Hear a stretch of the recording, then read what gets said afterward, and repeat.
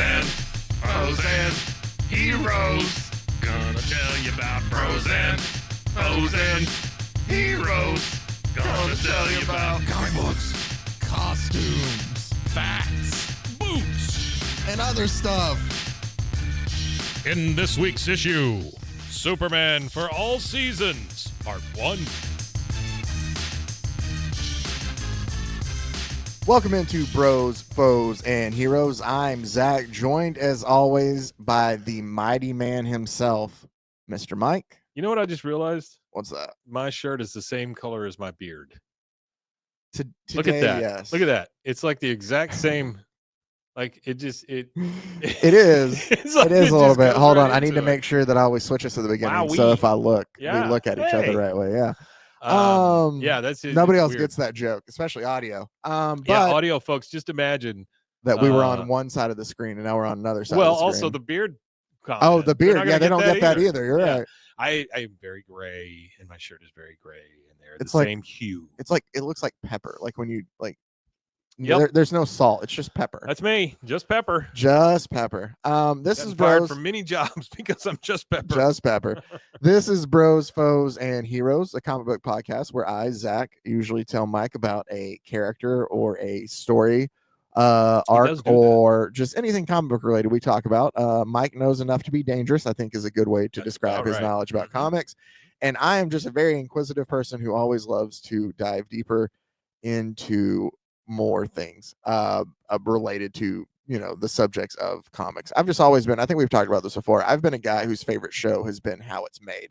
I have always loved like the ins and outs and stuff. So plus I'm nerdy as hell. I So love that too. I like to find out how things work.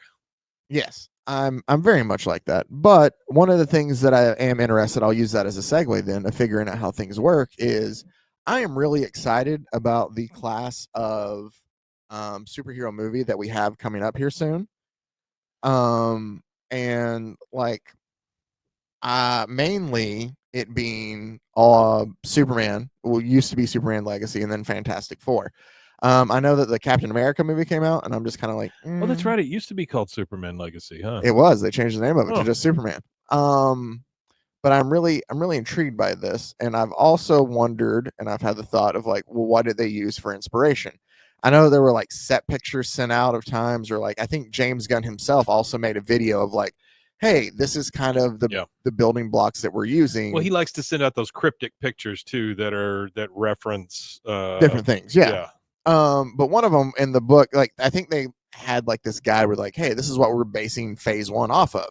And it was like here, and it might not have been him related, and DC themselves might have just published Right. it.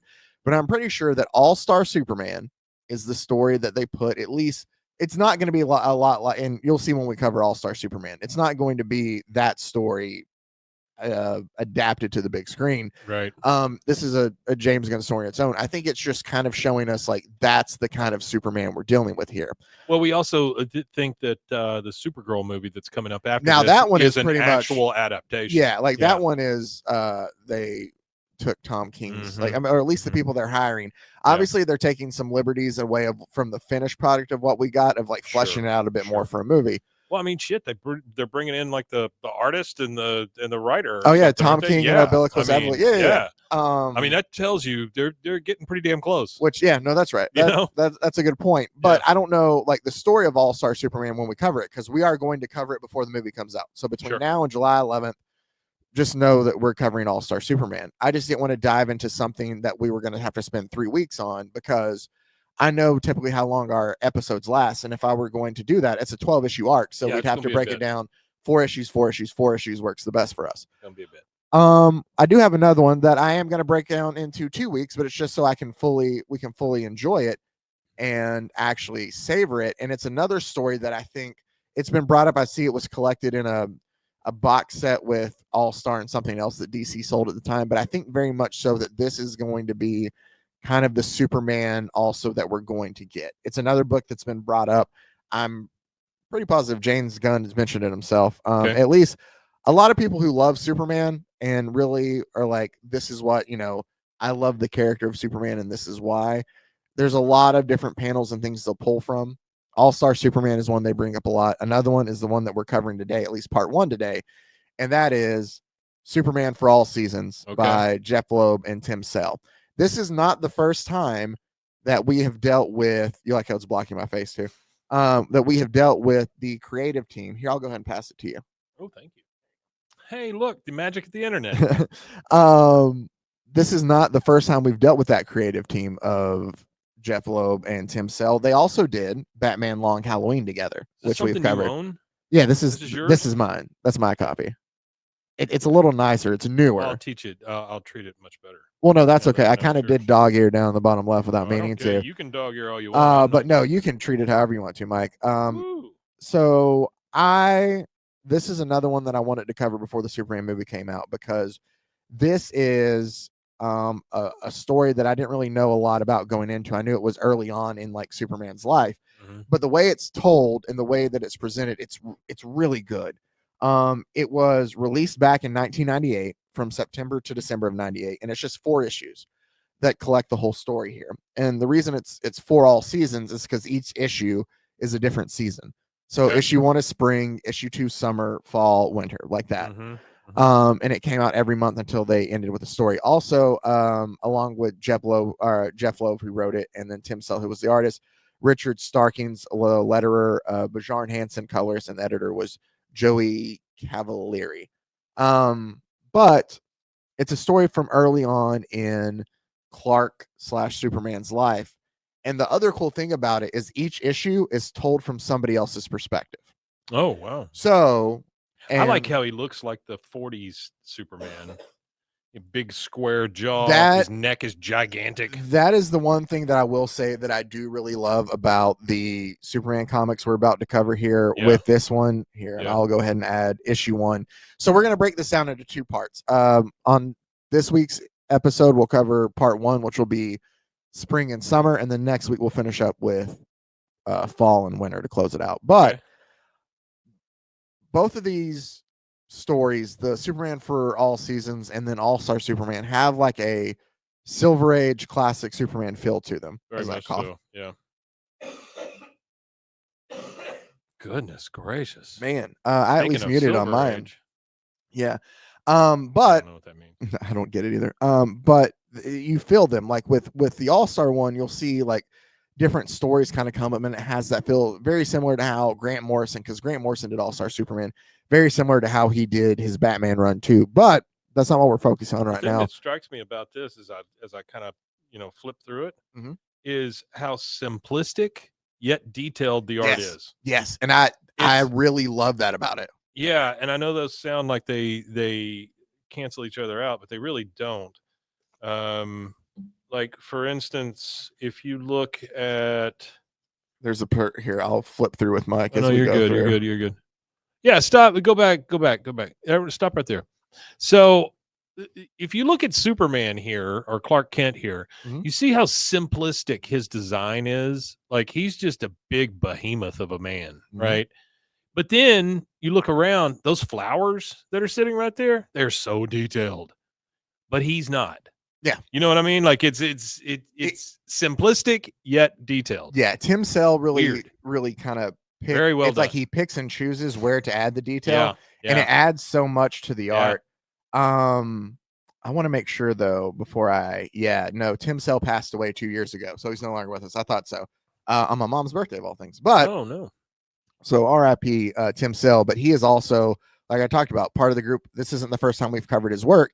Yeah. He did Long Halloween, which is a completely different art style, though. Oh, okay. I say, like, if you look at that, you can look and be like, oh, okay, I kind of see that.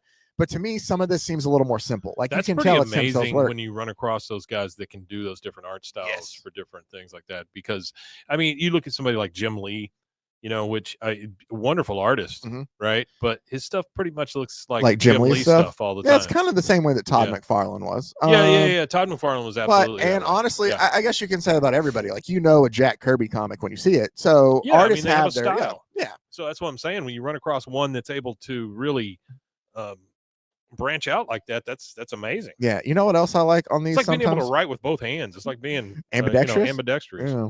I love a lot of these too. That makes it feel kind of artsy for me is on some of the bigger ones. Yeah. And I'm skipping ahead before we get into the You're fine. story. It doesn't really have it. It'll show up in my book, but even here, down in the bottom corner, you get a TS98. Like Yeah. like it makes it feel more like art in a way because he initialed it Yeah. and dated it Yeah. down there in the corner. Yeah. And again, it's just a whole. But all right, so Yeah, it's cool. let's go ahead and talk about, as we've already kind You of know, dove Clark into. didn't have much of an ass there. No, he is Okay. very much. If you were wondering, Superman doesn't have much of a butt. Got the Hank Hill ass. He does. So we start off with book 1, which is Spring of Superman for All Seasons. And our first story is told from the perspective of Jonathan Kent, from his dad. So like it starts off with a very much like, you know, folks tend to call him the Man of Steel nowadays. It's also like this, it's told from in a way of like reminiscing, like the narration over it is like, these are things that happened in the past away. So it's like somebody be able to look back at it. I would say it's kind of like Letters from Home. In a way, thing. Yeah. Yeah. And he's going on about like, you know, he's the man, he's famous, able to leap tall buildings in a single bound, changes the course of mighty rivers faster than a speeding bullet. We knew he was special, but people will talk, you know, believe it or not, there was a time before all that when he was just a man's son. Yeah, that's cool. And we get now it's a dual page full out in the comic, but to break it up, it does single page here. Yeah, but it's just it goes, my son, Clark Kent. Yeah. And so this is very much, we're looking at the human of Superman in this. Right. There's not really, the way they tackle it is just very, I really enjoyed this. So he's out looking for Pa Kent, and the narration over it is him telling the story of essentially how they went and they found the rocket one night. And, you know, he's like, it's crazy to think of it. You know, we drove into the field, sounded a baby in a rocket ship, you know, all that talking about it. But he's got this giant rock that's kind of like stopped him from plowing his field. Sure. And Clark's gone out there to tell him like, hey dad, like mom says that dinner's almost ready. This is a senior year of high school Clark Kent, in case you're curious. Okay. So 17, 18-year-old essentially. I mean, I know he ages different than us, but I got you. Clark Kent. He's on Earth, and that's how we judge him. You know, I mean, based like other people. And it's still the narration of him telling the story about how Martha was hard-headed. See how detailed his father's face is versus his. Yeah, it's so, I love the juxtaposition of that though too. Same, even like his arms and his like clothing and everything. But he talks about how Martha was stubborn and wanted to keep him, and he's, you know, finally he felt like he needed to. I wonder if that's to also give you like a sense of purity. Maybe. You know. Oh, that's a very good idea there too, because that comes up with this kind of too. And he asks if he can help, and he tells him, he's like, here, you're gonna need this, and he hands him the crowbar, and he just picks it up. He's like, no, and he's like, where do you want it? And funny, like he kind of gives him a look of like, come on, like you didn't need to do that. Yeah. And like Clark's kind of like, paw, as he's holding the rock, and he's like, your mother wants us for supper. Come on, we better not keep her waiting. And we see that they're having dinner with the Langs. So that is Lana Lang, her aunt. I think her aunt's name might be Ruth, that she lives with. And then the one with the hat? Yeah, the one with the hat, the old lady with the hat. And then the Kents that are all there. It talks about springtime in Kansas. Like Clark is finishing up his senior year of high school, and it seemed only like yesterday that he was that baby in the rocket. We see feeding the dog. He is.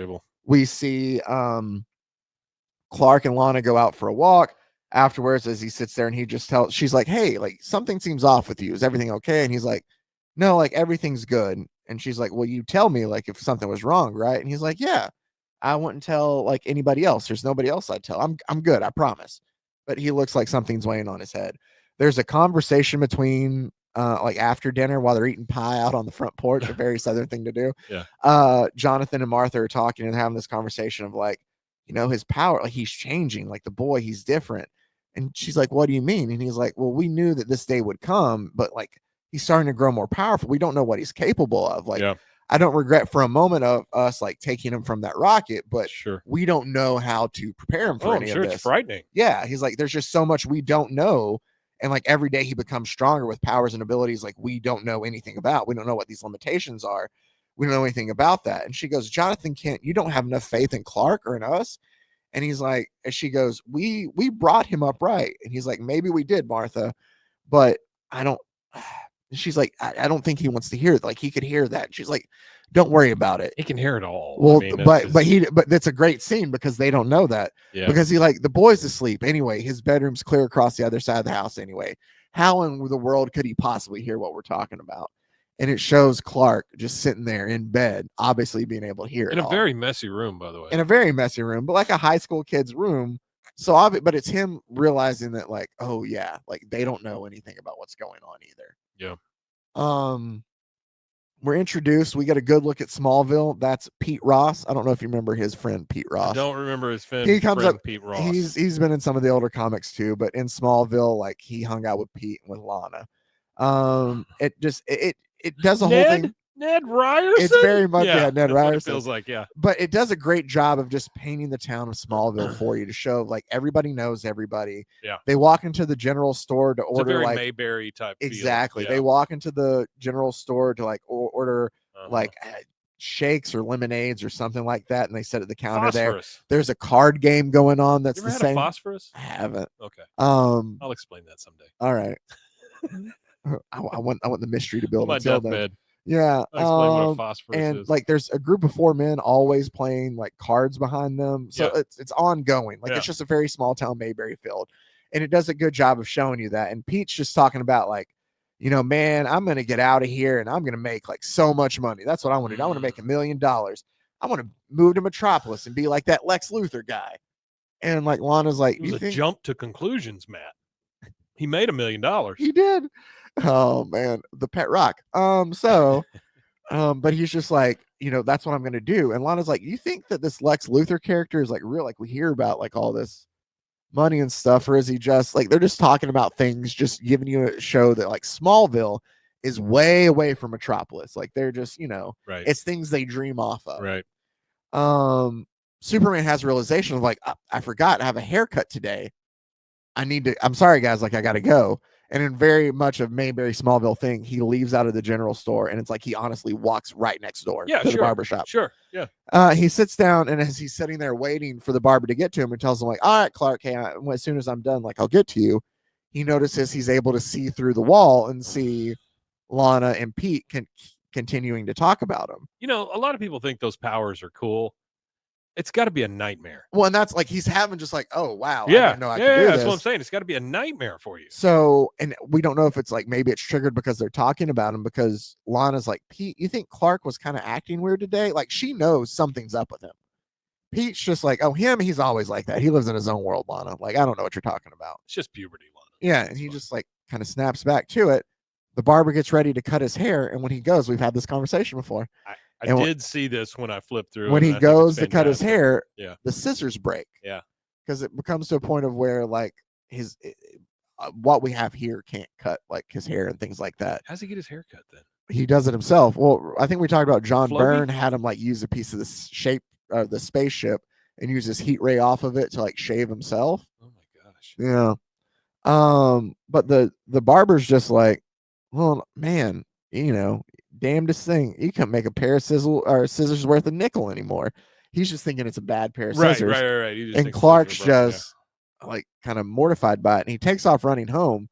And Lana's like, there he goes. Where do you think he's going? And there's a funny little mark where they talk about faster than are more powerful than a locomotive.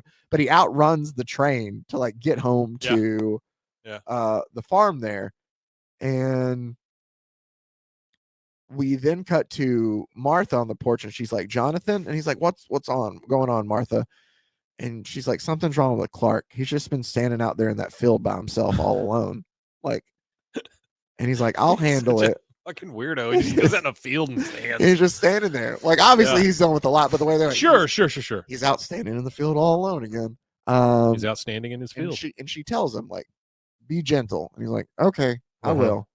And so he walks out there before he can say anything. He just tells him, like, Pa, I'm scared. We don't know what. But then you get like a nice little narration of where he's like, you know, there are things about being a father I'd remember for all my days. Essentially, like how I held him as, you know, a baby, all the awkward starts. He talks about it's like carrying a chicken until I finally figured out how to get the hang of it. There you go. You know, the morning I found him standing up in his crib for the first time, like I was full of pride. But my son can bend still with his bare hands. And as much as I wanted to tell him, like in that time, like all the answers of life, that all the answers in life and the next could be found in Smallville. All I could promise Clark was that his mother and I would love him always. He's like, There you go. I didn't have answers. That's all you for him. can do as a Yeah. parent, honestly. True, but he just tells him like I didn't have answers for him, so that's all I could tell him. He's like, now I didn't get Clang, clang went the trolley, by the way. ding ding ding went the bell. There it is. I didn't put too much stake in being a church going sort. That was more Martha's way. Yeah. Myself, I never doubted that Mother Nature could level the playing field when need be. And we get to see that a storm is coming to Kansas. Obviously, they're part of the tornado alley there. Yeah, them too. yeah. And it's getting dark, and Jonathan's outside, and he's like, Martha, I got to get these animals in the barn. Like, you get below in the storm cellar. Mm-hmm. And she's like, where's Clark? And he's out there in the field. He was tending to stuff. He's out wrestling a tornado. Well, it says, we got to till the land, sow the fields, and reap the bounty, talking about Mother Nature. And it is Clark just staring there. That's very cool. Every now and then, there had to be a price. And you see, like, he's watching the twister just kind of tear up farms out there. And it sucks him in, kind of, while he's Superman out there. Not stop a tornado? Well, I don't know how you stop air. I mean, I guess there's got to be some You way. got to run the other way. Well, but Real also, fast. he's just discovering his powers. He doesn't know how to do that. All right. Right? I mean, like, honestly, in the scheme of things, he just found out that his hair couldn't get cut the other day. That's true. He's not going to be able to figure out how to take care of a tornado, but it does suck him up in there, and he's trying to figure out, and he's like, Pa, and it takes him into, he's like, I can handle this. I know I can. And he's like riding in the tornado kind of through this. And he sees one of the old men that were playing cards stuck outside by the gas station. There are so few things a person can be really sure of. So he doesn't know he can fly yet? No, but I believe in the wild trouble of our moment, our son. And so he sees the man in need. I love that. And that right he goes, yeah, but I believe in the wild trouble of the moment. Our son became a man. And it shows him like zip through, figuring out he can fly out of the tornado to save the man from. Well, it was more about his natural reaction. Exactly. Than it was anything else. It's him just like, oh shit, he needs to be saved, and figuring out he can fly to go do it before there's a giant explosion there. And he like lands. For those of you listening, the gas station explodes, and just the letters GAS are flying up in the air. I think that's it's beautiful. Very cool. Yeah, no, I loved Tim Cell's art on this. It's a great and one. then he lands kind of on top of the guy and shields him from the blast. And he's telling him while they're like, it's all right, we're going to be all right. And you see the tornado, the destruction it still leaves as it finishes going by. And the guy just looks in shock as he looks at everything else around the town. And he's like, Mr. Klug, are you okay? And he's like, Clark Kent. He's like, my head's still spinning. Like, did you fly down out of? And he's like, no. That twister picked you up like a rag doll too. Like, you know, like, man, look at the town. He's like, he has a moment where he's like, wait, did you fly out of there to say? And then he's just like, no, we just got lucky. Like, thankfully, like, it's a perfect time to save your first person, right? Because there's so much going on. It is. And you see the destruction of Smallville. The guy didn't even trust his eyes. Yeah. You know? And Clark's just like, I've got to get home. And he rushes back home. Yeah. Like their tractor's on top of the roof, and his parents are safe out of the storm cellar. And he's like, Pa, Ma, and they're like, Jonathan's like, no need to shout, son. They can hear you in the next county. And there's a nice little just giant like hug moment that everything's okay. And it shows like he flies to help get the tractor up off the roof and stuff. And he goes, you should see what it looks like in town. I can't help thinking I could have done more, is what Clark tells them. Well, that's kind of Superman's deal, right? Is that he always feels like he could do more. Yeah. That's the thing I heard somebody say once that I thought was a very good point. And I might have brought it up on the show before. And it's like, part of the problem and the downside of being Superman is that you can hear everybody in trouble, but you can't save them all. That's what I'm saying about the nightmare part. I mean, it's just got to be a nightmare. So, because I would think that's the thing you have to train the most. Oh, absolutely. Is not to look through everything, not to hear everything, not to try to save everyone on the planet all the time. Yeah. You know? No, exactly. Jonathan says what he said, like that look in his eyes, I could have done more. I heard that siren, and I really thought it was you opening your bottle. Oh. I thought it was just going. He goes, I know my son, it would haunt him from that day on. Yeah. Which, like we said, that's one of the things of being Superman. Mm-hmm. It's always feeling you could do more. There's a really nice, well, I say really, I really enjoyed this part. He's like there at the church and he's speaking with the pastor. And he's like, Pastor Lindquist, do you have a few moments? And he's like, yeah, sure, Clark, for you. Like, I always have time for you and your family. You know, you are so nice and stuff like that. As long as you don't mind me like looking after things here as we go, like I got to walk and talk. And he goes, the Lord may have given us the tools, but it's man who has to fix it. Like talking about all the damage around here. Sure. And he goes, and leaving Tom Landers in charge of anything. Well, you know, son, like it's just very like small town. Yeah. While he's there. Why And are preachers' jackets always too big? I don't know, but especially in this one. That one's huge. It is. It It's swallows like them the up. Talking Heads video. And he goes, actually, I don't know, Pastor, about anything like that Twister graduation. Like, I don't know what to do, what to talk to. And he's like, well, have you talked to your folks about it? Like, there's a great comfort in that. And he's like, sure, but Pastor, what if one man, just one man, could have stopped all this destruction? And he didn't. Like, I really love this conversation here because it just kind of gives you an intro. Yeah. And he's like, well, we each do what we're able to, Clark, like some less, some more. But when the Almighty sets a course, there's nothing any man can do about it. And Clark just still kind of looks at him dead. He goes, but what if there was one? And he's like, Tom, please. I'm sorry, Clark. Like, I got to go. But it's like him just having that moment of like, again, like, what if I could have done more? Yeah. And I didn't. He goes and he graduates from Smallville. Right. In the spring, and they have like a party to celebrate it. One night after that, after graduation, he takes Lana out and he's like, hey, I have a secret that I want to show you. Like, this may be impulsive, but like, close your eyes. And he essentially, like, he shows her, like, he flies with her because she's the one person in his life, aside from his parents, that he feels like he can share stuff with. Well, he trusts her. Exactly. And she's like, wait, what's happening, Clark? What's going on? And he like flies with her through like there. It's the pull out or the you know, full spread. Will you please just trust me? I can fly. There's that patented Clark Kent ass It right is there in the frame. so flat. He's like, he tells like, I don't know like what it is, but these powers are like a gift. And she's like, Clark, if you hadn't shown me, like, I wouldn't know how to understand this. This is all believable. And he's like, and if I can find a way, like, I'm not sure, but I want to like help as many people as possible. And she's like, yeah, but in order to do that, you'll have to leave Smallville. And he's like, I can come back though, and I will come back. Like, I'll come back for you. Like, I got to help people. And she kisses him for this. And then we flash forward a little bit. Jesus, he's so big. He's so big compared to his mother. And she's swing. so tiny. And that dog, look at the dog Lord. down there. And she's telling him, like, remember, you can do anything you set your mind to as long as you believe. And she, with all your heart. And he's like, I know, Mom, I will. And it's like Jonathan, as he's like talking about not wanting to see him leave and saying his goodbyes to him as he gets ready to leave Smallville. This is another full panel one that it doesn't do justice, me splitting it up. But Clark walks out there and just goes, you ever get tired of looking at this? And it's like just this fantastic like sunset. And he's like, no, never. Guess I never will. And it's a nice moment between he and his dad.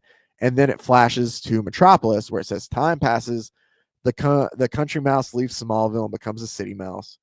I never cared for Metropolis much. Can't see the horizon unless you're flying over it. Maybe that's why Clark chose to settle there after all. And we are then introduced to the Daily Planet and Perry White. And it's like, you know, this people is what our readers want.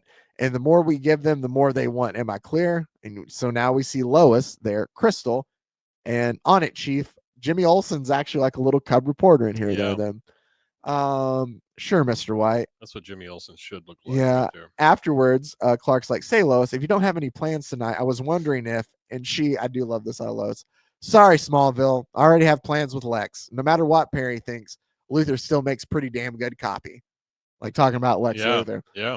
And it says, as Lois Lane, his rival reporter, Clark has his work cut out for him. And then I love our introduction to Superman because we haven't seen him as Superman yet. And we do to close out book one. And it's Lex letting Lois out of the car. And he's like, you know, join me for a nightcap. And she's like, I had a lovely evening, Lex. And he goes, I sense a butt coming. And you just get a whoosh that goes by. And you see the blue, red, and yellow streak. Yeah. So you know it's Superman. And it just blows his hat off. And Luthor is annoyed. And I love how we see already from the beginning that Lex Luthor is annoyed by this because it's just turning to see where his hat was blown off. And she's like, but I've got an early deadline and I have, you know, and I've got a hat to catch and you've got a hat to catch is what she tells him. And it's a kid chasing a cat off like this edge, like outside of his building. And it's like he's about to fall off and Superman comes by and swoops him up. And he's like, gotcha. And the kid looks up to him as he hands him his hat, and he goes, "Wow, cool costume." The kid looking up at Superman, and Superman just looks down and goes, wow. "Thanks. My mom made it for me." That's cool. And then we close out book 1 as he's flying across, and we get the narration from Jonathan. At the end of the day, I'm not sure we're all that different from any other parents. We worry about our son, eating the right things, that he's making friends, and that he'll stay out of harm's way, even if he's Superman. But we get Luther just drinking wine as he watches him fly, kind of fly by, which is very much that same look on his face that Nicholas Hoult has in the trailer is Lex. Right. And his driver's like, "Will there be anything else, Mr. Luther?" And he just says, "It's going to be a long, hot summer." And that takes us to our second book, which is the last thing we'll cover for the episode today. I bet it's summer. Oh, Mike, you're correct. It is summer. Look at me. You want to guess who narrates or who is in charge of book 2 for us? Book 2 is gonna be. Is it Luther? Or is Not it his yet. mom? Luther does have one. This is Lois. Oh, well. Lois Lane is responsible, and I love the way she opens this too. Perry once told me, I'm going to read her narration as we go in interest. Perry once told me. I'm not going to do a voice for. Okay. Here's the thing: is when Lois, I love Lois Lane as a character, and when she is done well, she is very well. Sure. The Lois that we cover on World's Finest Wednesday, which That's we have another one coming up. Entirely different. We have a Lois coming up this Wednesday that's a ditzy dumb Lois. Oh man, that all she's concerned about is marrying Superman. That's Yeah, that's not my There's Lois a lot Lane. of that going around. Hashtag not my Lois Lane. But those stories are hilarious, so that's why we cover them. Yeah. So this Lois Lane is my Lois Lane. I like this Lois. So it says, Perry once told me, "Lois, a reporter lives by 3 rules: believe none of what you hear, half of what you see, and everything you write." I'm a writer, or a newspaper man, as Perry would put it. Super crotch. A damn good one by anyone's standards. It's where the page cut for those listening to audio. No. I just need for those just listening to audio to know why you just yelled out super crotch in the middle of it. Superman's crotch for the most just part. because it's split of the page. But it says, or a newspaper man, as Perry would put it, a damn good one by anyone's standards, and mine are pretty high. I like Perry's rules. They make sense. Strike that. They made sense to me. Because now those rules fall under the same category. It's all BS. Look, it's my Superman Before Superman. That is kind of his face there as he flies by. But he's happy and cheerful. He looks like he's trying to squeeze one out. He says, "Good morning, Metropolis," as he flies by. Well, that's the thing. He looks very like stoic and like movie star-esque as Superman. So she talks about how Superman He's really just a small town kid. He is just Smallville. But that's the thing is you get that's the beauty of the character is it comes out so much in this that he is just still a kid figuring it all out. Yeah. Lois goes on and on about like Collins over at the Star tried to name him the Metropolis Marvel, but it sounded more like a professional wrestler. Jimmy kept angling for Mighty Man, and I told the kid to stick to taking pictures. Yeah, she goes, "You know what I really wanted to call him? Too Good to Be True," which is a nice little what? Mike didn't like that. I don't like that one either. That's fine. Here's the thing. She still might be into Superman a little bit, but she's not into the way that. When you say Mighty Man, I think of 2 things. Mighty Mouse? One is for some reason, it's not even associated, the Chuck Wagon commercial where the little tiny Chuck Wagon goes through the kitchen and the dogs are chasing it. Don't know how that's in my head. Yeah, I don't get that either. And then the second one now escapes me. So there you go. No, it's the Mighty Heroes. Did you ever watch Mighty Heroes? No, I don't know what Mighty Heroes is. Yeah, with like Rope Man and Cuckoo Man, and I think we might have talked about them before. They were like the super globetrotter powers, is what it sounds like. For the most part, yeah. But she talks about how like he can do all these things. Like he flies, he can see through walls, he can lift up cars. At him. He can bounce off bullets off his chest, and that's the part that gets me. Like he can do anything he wants to. Yeah. And he decides to do what? Like be a hero? Like she just can't like fathom that. Like why? Which is a kind of like, and I don't think she's asking it in some cynical way of like, well, she's also hanging out with Lex Luthor, so that may be poisoning her. Well, I also like to think that she's a journalist. Think of all the shit she has to cover. Oh no, I get it. Yeah. She's hardened by it, and you're just like, why? So why is he? And it kind of fits with her. That's why I always love in a way that she calls him Smallville, because it fits in this view that she has of Superman here too. Of like, why is he helping everybody then? Like, I don't, Yeah. he could do anything, and that's what he chooses to do. Like, we live in a world where nobody sticks their neck out. Like, that's all I write about all day long is like, we lie to each other, we brutalize each other, we kill each other. And here's this guy, like this man, sticking his neck out for everyone. But like, why? That's a very good point. Yeah. What is it? Oh, she compares him to Santa Claus, and she goes, it's almost like he knows if we've been good or bad, so you got to be good for goodness sake. Well, and I'm sorry, I've been a reporter far too long to start believing in Santa Claus. She's not that far off. Yeah.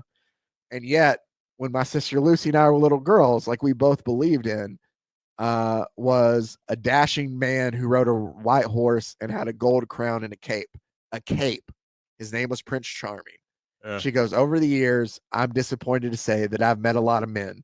Some were dashing, some rode white horses, and some even wore crowns. And when it does this, like, I love the way they do this because it shows Luther over the part even wore crowns, where he's like, ladies and gentlemen, this meeting is adjourned because Superman, the whole time Lois is giving this, Superman is going out through Metropolis, like saving people and doing things as she's, all right, I take that back.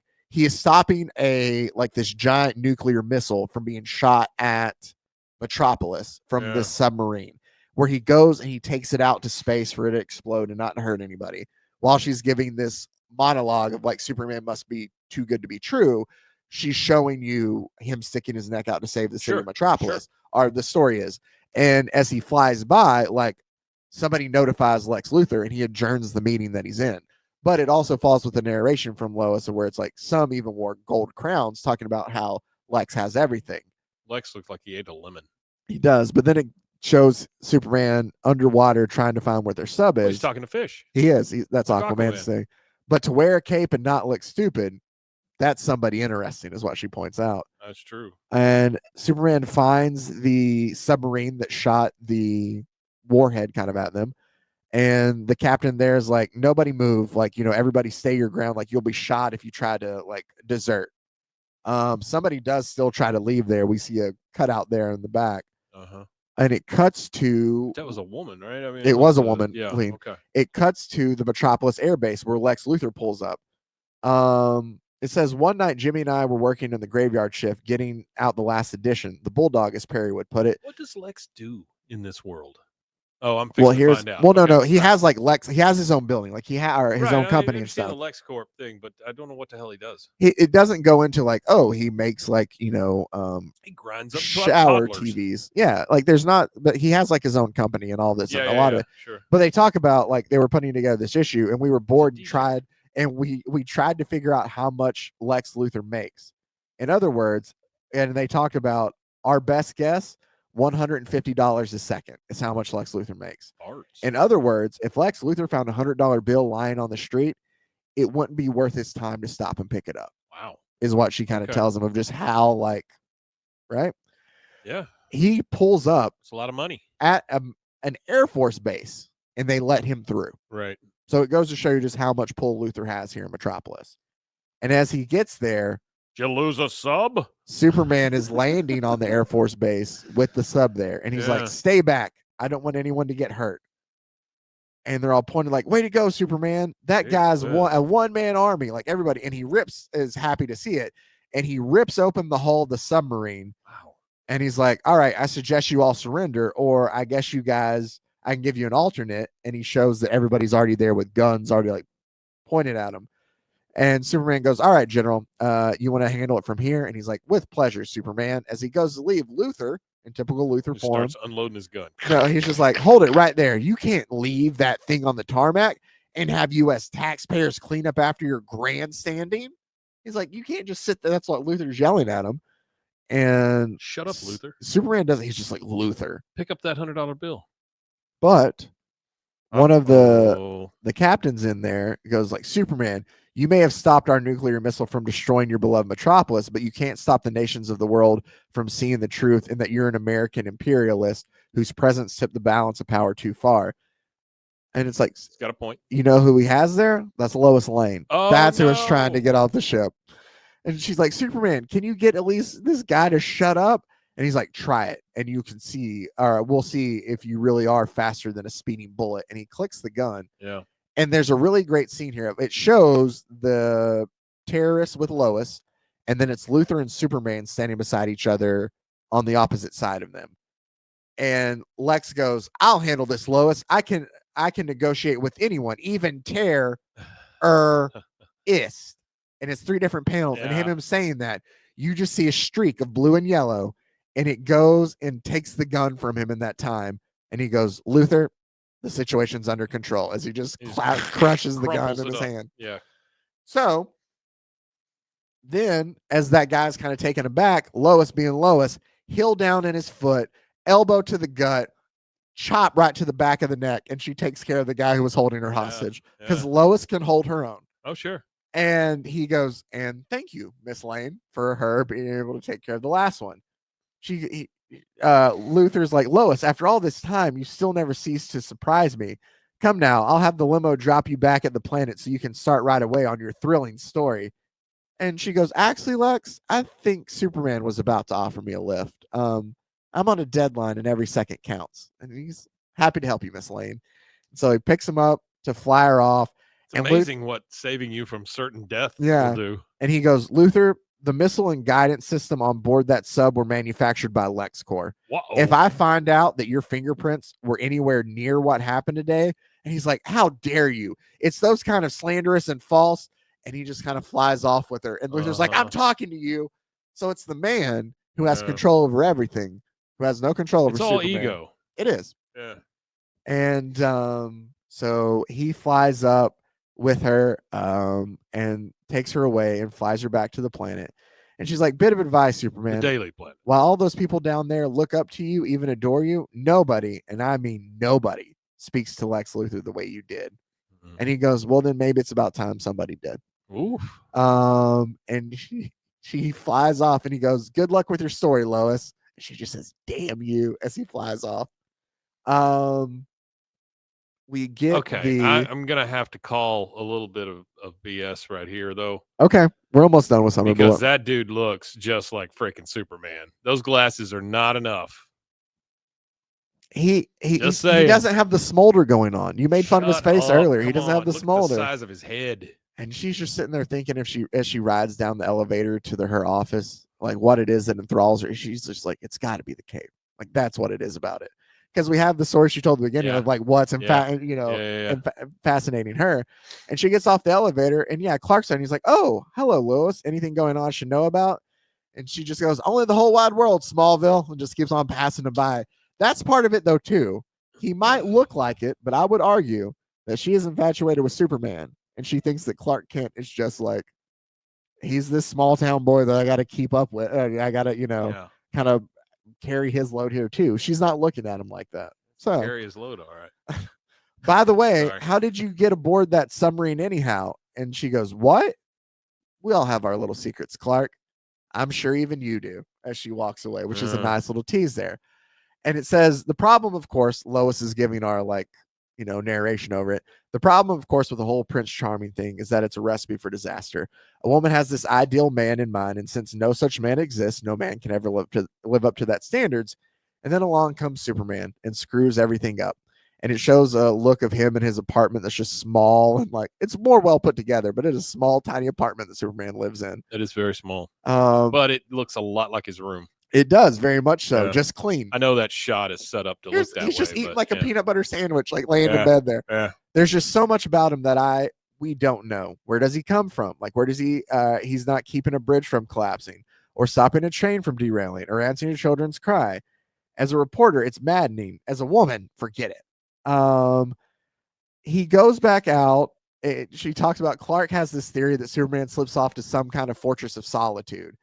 This from a man who starts his day with cornflakes. She's just just chatting him there. Well, and she just sees him as a little tiny guy. Well, I do like this too. The whole small town guy. Fortress of solitude in this instance is him just going back home to Smallville. Yeah.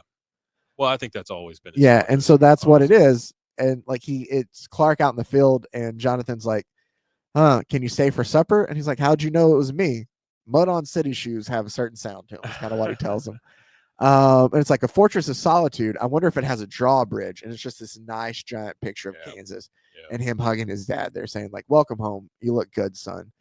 And so it's him having dinner with his parents as he's just catching up on things. And he tells him, like, air conditioners everywhere, Pa. It's like they don't even notice it's summer. Like, it's him still just like a little kid in a big city. Yeah, sure. And he's like, Shelby's really getting older, talking about the dog. And his mom's like, she's fine. Did you come to visit for any reason? And he's like, well, I don't know. I'm just kind of lonely, I guess. Like, that's the thing. He's still the same old farm boy, even as Superman in Metropolis. He still gets lonely. He still feels like he doesn't fit. Sure. Still wants to go home and see his parents. And they're like, well, then you stay with us as long as you want to. And he goes to like check on Lana, find out that Lana's not there in Smallville anymore, that Lana's left. Yeah. Her aunt's no longer alive, and Lana kind of bounced around and moved, so he can't go see. He finds the priest, right, or the preacher, or whatever. Who's taking care of the house. Yeah, he catches up and tells him that like Lana's not there. He's like, she's been gone ever since you left, Clark. Don't mind telling you that a lot of people thought that she ran off with you, kind of thing. But we haven't seen her. And he's like, no, I haven't seen Lana in years. And then the preacher's like, we're proud of you, Clark. And he's like, me? He's like, you betcha. We're probably the only town in Kansas that gets the Daily Planet every morning in the general store. Like, they're like, we're proud of you for being this newspaper writer. Yeah. He's thinking, and it's a nice kind of thing in a way of like everybody in his hometown's like proud of him for being the guy that's writing for the newspaper there. Yeah. He's like, you're famous, Clark. Nobody from Smallville has ever done anything like that. And it's, again, I like the juxtaposition. He goes to the general store. He sees Pete. He sees that things in Smallville are still kind of the way they are. There's that card game there in the back still going on. And they go to order lemonades, and the guy behind the counter is like, these are on me, Mr. Big City Reporter. Like, it's him like fitting in and just, having a nice little time there. But Pete says, that picture of them there at the bar also, it's very Norman Rockwell. Oh, very much so. Pete asks Clark while he's talking, though, he's like, no offense, Kent, but I thought it'd be me who would get up Metropolis and be a billionaire like Lex Luthor. Hey, you ever met Lex Luthor, by the way? And Clark looks at him and goes, yes. He puts his pants on one leg at a time, just like everybody else. Like, he's very much not about any of this Lex Luthor bullshit to anybody. He is not impressed. Yeah, there's a nice little moment of him sitting with his mom out on the back porches. He's sitting there talking, asking how it was to be with Pete. He says, like, sometimes I just feel so out of place in the big city, and I've always thought that Smallville felt like home, but now it's different here too. Like, I just don't feel like I belong anywhere, kind of. Well, they've moved on also. Yeah, they have, and so he's kind of stuck between areas. I don't think he ever felt like he belonged anywhere. Obviously, that's part of Superman's story too. And she's like, it's all part of growing up, Clark. It isn't always easy. It isn't always fun, but you'll find your own way. You always have. Then we see there's this giant fire going on at Kimco Labs. It's the last day of summer. This is the last couple pages, and we'll close out this week's episode. It's the last day of summer when the story comes over the wire. Perry sends Jimmy and me out just past midnight. Kimco Labs is a young upstart company that, rumor has it, LexCorp is looking to buy. This is one hostile takeover Lex isn't going to get to enjoy. I go right to work looking for a hook on the story. Immediately, there's the environment angle, but Perry wants something sexy to be front page. Uh-oh. And what we see is then there's these Guardians of the City that are LexCorp's latest attempt to move the spotlight off of Superman.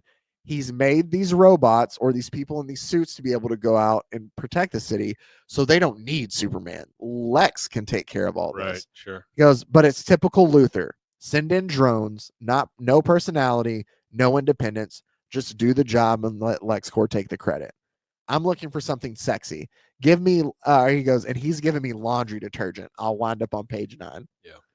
But suddenly it happens. What every reporter waits for. I have my hook, and Superman shows up, and the bots tell Superman, LexCorp has the situation under control, Superman. Everyone's been evacuated. We suggest you leave the scene. And Superman grabs it and just flings it behind him. And he goes, tell your boss, I don't have time for this.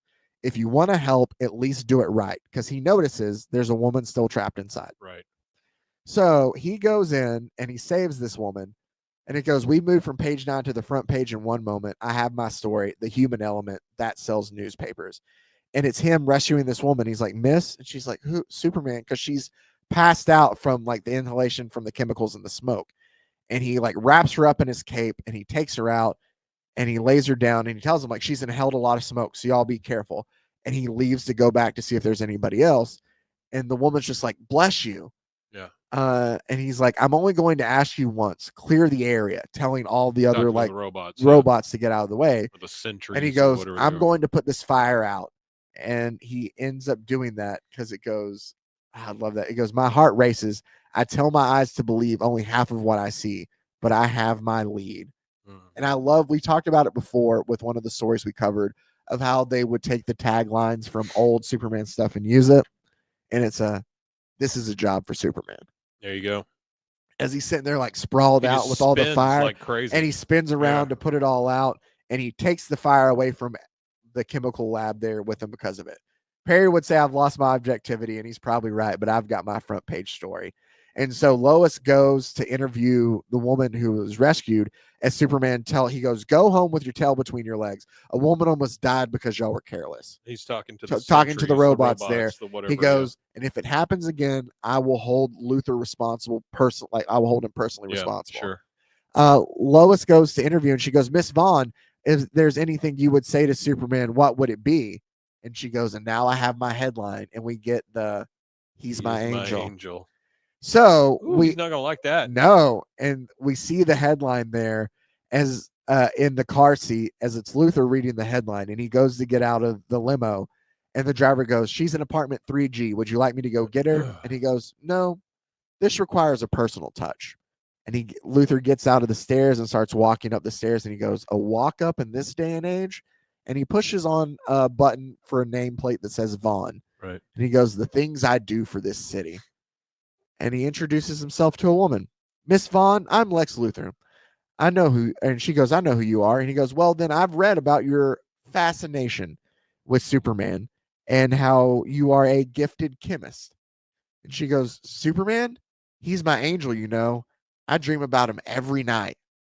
And then it shows us her wall. Oh my God. Of where everything is covered with Superman stuff, including signs that are like, welcome to Metropolis. No. You are now leaving Metropolis, home of Superman. And she has a shrine. She does. And Luthor says, then together, my dear, we can help Superman in ways you've only dreamed of. And that closes out the narration with Lois. There isn't a day when I don't think about Perry's 3 rules.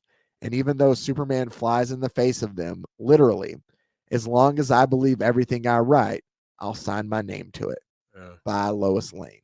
Wow. And that closes out our summer issue and our issue for today of part 1 of Superman. Yeah, I didn't expect Superman for all seasons. I didn't expect the shrine there at the end. No, it just kind of know where that goes. Well, I'll tell you, because it goes in a very interesting place, because when we pick it up next week, our last 2 issues are I'll save. I'm not going to tell you the next one is, but we'll get into fall, which is told from Lex Luthor. So it's spring, summer. Winter, we have fall and winter coming up. Okay, then fall and winter. And fall is told from Lex Luthor's I can't imagine perspective. winter's great. It's cold. That's what I'm saying. I mean, winter is usually one of those, coming of doom kind of things. I like the way they winter is coming. I like the way they use winter. Something happens in fall that sets up winter. Hodor. So we'll be able to look at that. But there you go. That is part 1 of Superman for all seasons. That's a great series. Oh, it's good. I love the art. Really good. Can I say one thing here? Yeah, go ahead. There's a quote on the front of this by Miles Millar and Alfred Goh, I guess. Okay. They are the creators and executive producers of Smallville. It says, combines the scope and pathos of a John Ford film with an intimate portrait of a superhero. Jeph Loeb and Tim Sale have found a truly original approach to tell a legendary story. This book is a milestone for Superman.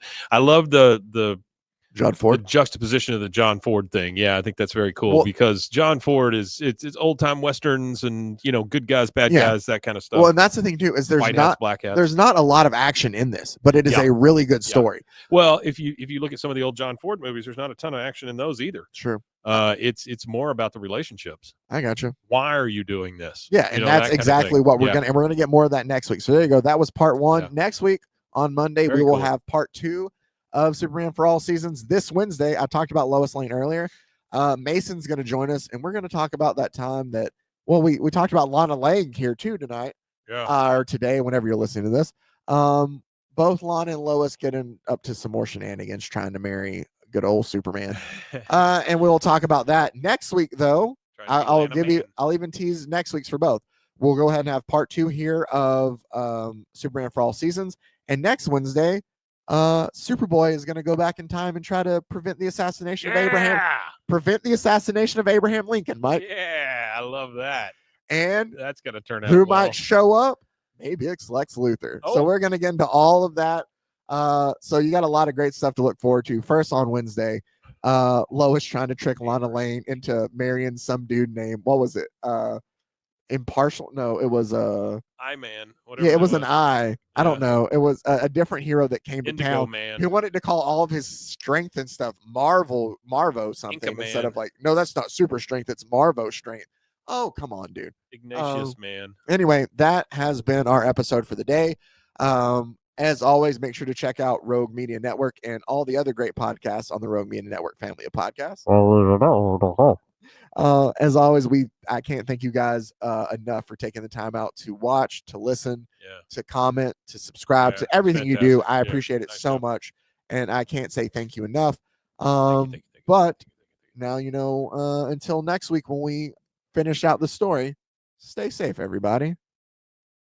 Oh shit! Golly con. Frozen heroes. Gonna tell you about frozen heroes. Gonna tell you about.